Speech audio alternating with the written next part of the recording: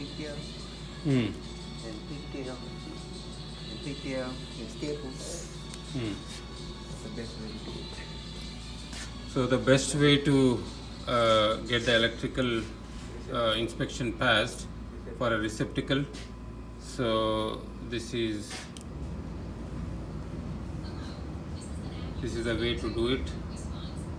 Uh, these are the pigtails and pigtails, and the live, the ground, and the neutral.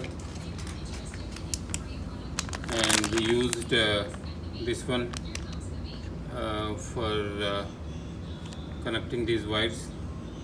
A nice way to connect the wires, and we got this from Home Depot.